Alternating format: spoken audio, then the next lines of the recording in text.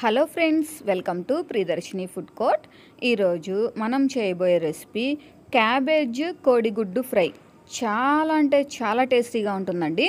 మనం రెగ్యులర్గా ఎగ్ పొరుటు చేసుకుంటాం కదా, ఎగ్ బుజ్జి, కోడిగుడ్డు పొరుటు అంటాం చూడండి. అలా కాకుండా ఎప్పుడు అదే చేసుకుంటే బోర్ కొడుతుంది కాబట్టి ఇలా క్యాబేజ్తో ఎగ్ని కలిపి ఫ్రై చేసుకున్నారంటే భలే టేస్టీగా ఉంటుంది. అండ్ ఎప్పుడు తినే టేస్ట్ కాకుండా డిఫరెంట్ టేస్ట్ని కూడా ఎంజాయ్ చేయొచ్చు. ఇప్పుడు ప్రాసెస్ ఏంటో చూద్దాము.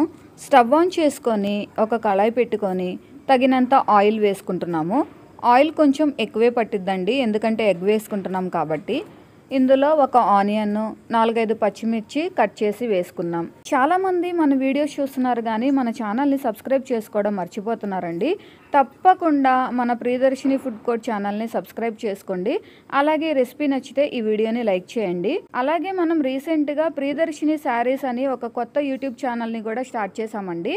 అది కూడా మీరు ఒకసారి సబ్స్క్రైబ్ చేసుకోండి. ఇప్పటి వరకు ప్రియదర్శిని ఫుడ్ కోర్ట్ ఛానల్కి మీరందరూ చాలా సపోర్ట్ చేశారండి. అందరికీ చాలా చాలా థ్యాంక్స్. ప్రియదర్శిని శారీస్ని కూడా మీరందరూ సపోర్ట్ చేయండి.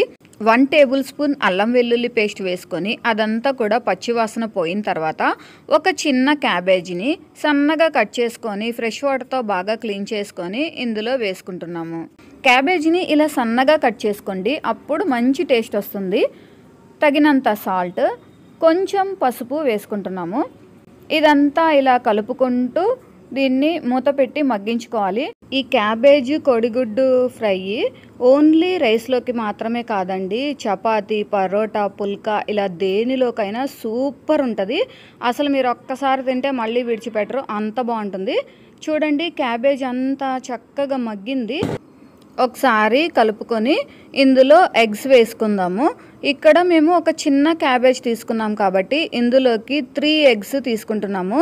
3 ఎగ్స్ని ఇలా బ్రేక్ చేసి ఇందులో వేసుకుంటున్నాము.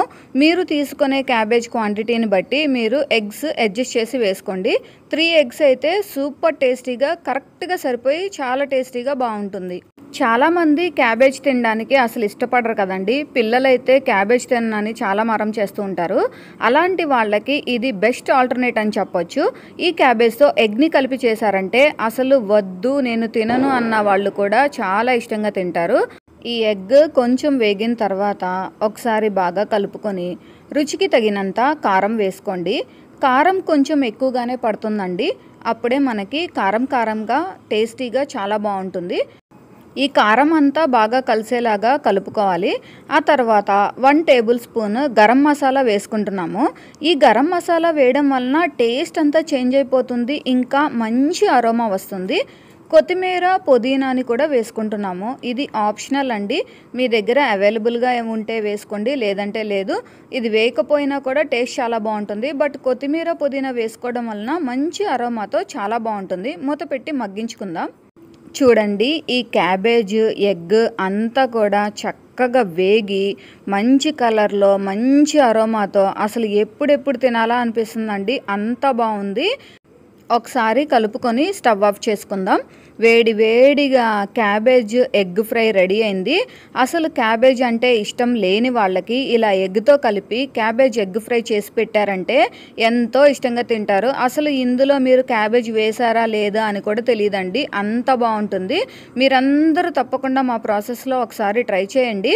ఇది రైస్లోకి మాత్రమే కాదండి, చపాతీ, పరోటా, పుల్కా ఇలా దేనిలోకైనా సూపర్ టేస్టీగా ఉంటుంది. మీరందరూ తప్పకుండా ట్రై చేసి మీకు టేస్ట్ ఎలా వచ్చిందో మాకు కామెంట్ చేయండి.